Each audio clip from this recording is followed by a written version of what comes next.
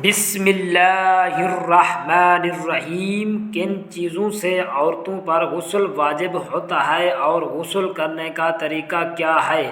غسل کرتے وقت عورتیں کون سی ایسی غلطی کرتی ہیں جن سے ان کا غسل مکمل نہیں ہو پاتا؟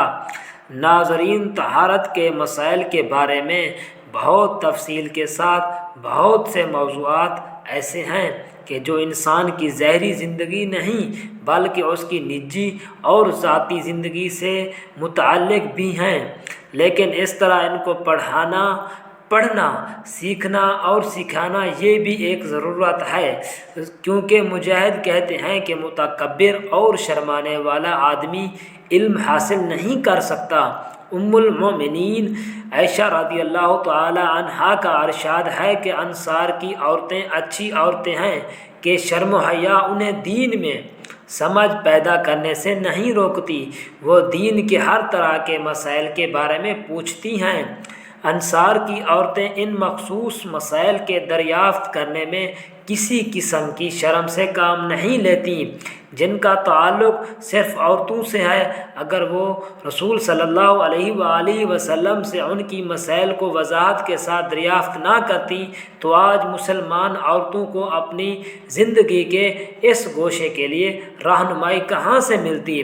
ام سلمہ رضی اللہ تعالی عنہا سے روایت کرتی ہیں کہ ام سلیم نامی ایک عورت رسول اللہ صلی اللہ علیہ وآلہ وسلم کی خدمت اقدس میں حاضر ہوئیں اور عرض کیا کہ یا رسول اللہ، اللہ تعالی حق بات بیان کرنے سے نہیں شرماتا، اس لیے میں پوچھتی ہوں کیا احتلام سے عورت پر بھی غسل ضروری ہے؟ آپ صلی اللہ علیہ وآلہ وسلم نے فرمایا، ہاں، جب عورت پانی دیکھ لے یعنی کپڑے وغیرہ پر منی کا اثر معلوم ہو۔ تو یہ سن کر ام سلمہ رضی اللہ تعالی عنہا نے شرم کی وجہ سے اپنا چہرہ چھپا لیا اور کہا، یا رسول اللہ، کیا عورت کو بھی احتلام ہوتا ہے؟ آپ صلی اللہ علیہ وآلہ وسلم نے فرمایا، ہاں، تیرے ہاتھ خاک آلودہ بھی ہوں کیونکہ اس کا بچہ اس کی صورت کے مشابہ ہے، یعنی احتلام کا ثبوت ہے۔ ایک مرتبہ صحابہ کرام رضی اللہ تعالی عنہ کے درمیان غسل جنابت کا ایک مسئلہ زیر بحث آیا۔ ایک گروہ کہتا تھا کہ غسل صرف دخول پر فرض ہے، انزال شرط نہیں، یعنی پانی کا خارج ہونا ضروری نہیں۔ دوسرا گروہ بیان کرتا تھا کہ واجب غسل کے لیے دخول کے ساتھ انزال بھی شرط ہے۔ یہ لمبی بحث کسی فیصلہ کن صورت پر نہ پہنچا، آخر قرار پایا کہ ام المؤمنین حضرت عائشہ صدیقہ رضی اللہ تعالی عنہا سے دریافت کیا جائے۔ حضرت عائشہ صدیقہ رضی اللہ تعالی عنہا نے کہ رسول اللہ صلی اللہ علیہ وآلہ وسلم نے فرمایا، جب مرد عورت کی چار شاہوں کے درمیان بیٹھ جائے، اس کا محل ختنہ عورت کے محل ختنہ کے ساتھ مس کرے تو غسل واجب ہو جاتا ہے۔ تو مسئلہ ثابت ہوا کہ صرف دخول پر ہی مرد اور عورت اجنبی ہو جاتے ہیں اور ان پر غسل واجب ہو جاتا ہے۔ انزال یعنی منی کا نکلنا شرط نہیں۔ مندرجہ ذیل چار حالتوں میں مسلمان مرد اور عورت پر غسل کرنا فرض ہے۔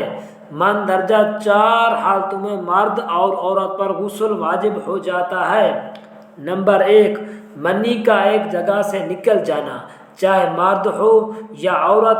اس کی دو صورتیں ہو سکتی ہیں، نیند میں یا بیداری کی حالت میں۔ چنانچہ اگر بیداری کی حالت میں نکلے تو لذت کے ساتھ نکلنا شرط ہے۔ چنانچہ لذت کے ساتھ منی خارج ہو تو اس سے غسل واجب نہیں ہو، جیسا کہ بیماری کی وجہ سے بعض اوقات منی خارج ہو جاتی ہے۔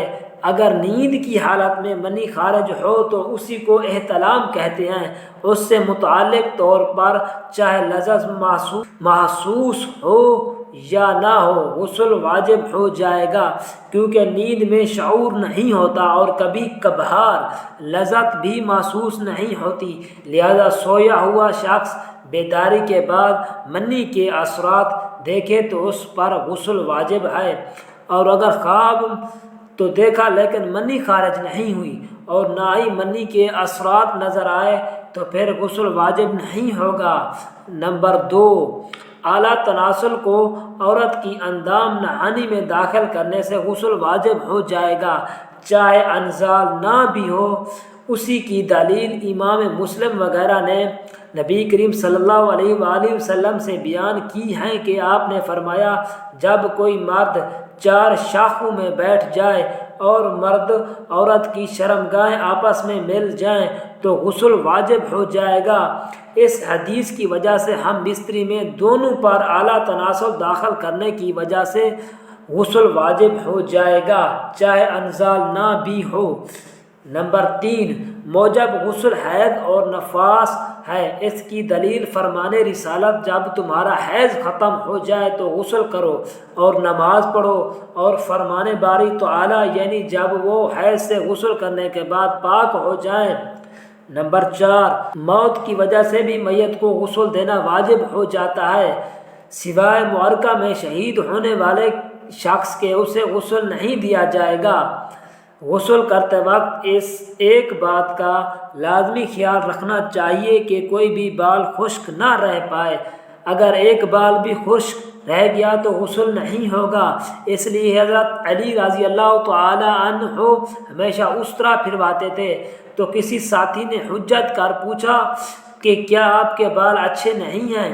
تو آپ نے کہا کہ میرے بال تو بڑے خوبصورت ہیں، لیکن جب سے میں نے سنا ہے کہ ہر بال کے نیچے جنابت ہوتی ہے تو میں ڈر گیا کہ کہیں ایسا نہ ہو میں غسل کروں اور پانی نہ پہنچے۔ اس سے بہتر ہے میں کٹوا ڈالتا ہوں تاکہ نماز تو صحیح ہو۔ عورتوں کو غسل کرنے میں ایک بات کا لازمی خیال رکھنا چاہیے کہ اگر کسی عورت کے بال پہلے سے کھلے ہوئے ہو تو تمام بالوں کا دھونا ضروری ہے، لیکن اگر عورت کی چوٹی پہلے سے بندھی ہوئی ہے تو اسے غسل جنابت کی ضرورت پیش آ جائے تو اس پر چوٹی کھولنا ضروری نہیں ہے، بلکہ بالوں کی جڑ تک پانی پہنچانا کافی ہے۔ سیدہ ام سلمہ رضی اللہ تعالی عنہا فرماتی ہیں کہ میں نے عرض کی، یا رسول اللہ، میں اپنے سر کے بال یعنی مینڈیوں کی شکل میں باندھ لیتی ہوں، کیا غسل جنابت کے موقع پر ان کو کھولوں؟ اور روایت میں حیض سے فارغ ہو کر غسل کے وقت کے الفاظ ہیں۔ آپ صلی اللہ علیہ وآلہ وسلم نے فرمایا، نہیں، کھولنے کی ضرورت نہیں، بس تیرے لیے یہی کافی ہے، تو اپنے سر پر 3 چلو پانی بہا دیا کرو۔ صحیح مسلم اور مسند میں ہے کہ حضرت عائشہ صدیقہ رضی اللہ تعالی عنہا کو کسی ذریعے سے اطلاع ملی کہ سیدنا عبداللہ بن عمر رضی اللہ تعالی عنہ عورتوں کو غسل جنابت و حیض کے وقت سر کے بال کھولنے کا حکم دیتے ہیں۔ ان پر سید عائشہ رضی اللہ تعالی عنہا نے فرمایا، ابن عمر، تم پر تعجب ہے کہ وہ غسل کے وقت عورتوں کو بال کھولنے کا حکم دیتے ہیں، تو ان کو سر منڈوانے کا حکم کیوں نہیں دیتے؟ اس سے تو بہتر ہے کہ وہ عورتوں کو سر منڈوانے کا حکم ہی دے دیں۔ میں اور نبی کریم صلی اللہ علیہ وآلہ وسلم ایک ہی ٹب نما برتن میں غسل کر لیا کرتے تھے، اور اس میں سر پر صرف 3 بار پانی ڈال لیتی تھی، اور غسل جنابت میں سر کے بال کھولنے کی ضرورت نہیں سمجھتی تھی۔ عورت کے بال بڑے ہوتے ہیں، مینڈیاں بنانا اس کی ضرورت اور مجبوری ہے۔ غسل میں مینڈیاں کھولیں تو دقت پیش آتی ہے، کھولنے اور دوبارہ بنانے میں کافی وقت ضرور صرف ہوتا ہے۔ اس لیے شریعت نے عورت کی مجبوری کا لحاظ رکھتے ہوئے غسل جنابت میں مینڈیاں کھولنے کی اجازت دی ہے۔ اتنا ضروری ہے کہ سر پر پانی ڈال کر بالوں میں انگلیاں پھیری جائیں تاکہ سر کی کھوپڑی اور بالوں کی جڑیں تر ہو جائیں، گویا سارا جسم تر ہو جائے۔ یہ بات واضح رہی کہ یہ حکم غسل جنابت میں ہے اور غسل حیض میں بال کھولنا مستحب ہے، جیسا کہ روایت میں آتا ہے۔ ام المؤمنین عائشہ رضی اللہ تعالی عنہا کہتی ہیں کہ جب حالت حیض میں تھی تو نبی اکرم صلی اللہ علیہ وآلہ وسلم ان سے فرمایا، اپنے بال کھول لو اور غسل کرو۔ اس حدیث سے معلوم ہوا کہ غسل حیض میں سر کا کھولنا ضروری ہے۔ اس میں یہ نسبت غسل جنابت کے زیادہ صفائی کی ضرورت ہوتی ہے۔ جہمور کے ہاں اگر حیض میں بھی بال نہ کھولے بلکہ جڑوں تک پانی پہنچائے تو غسل صحیح ہوگا۔ مرد اور عورت کے غسل میں کوئی فرق نہیں۔ پہلے زیر جسم شرم گاہ دھو لیا جائے اور اگر کوئی الیش لگی ہو تو دور کر لی جائے۔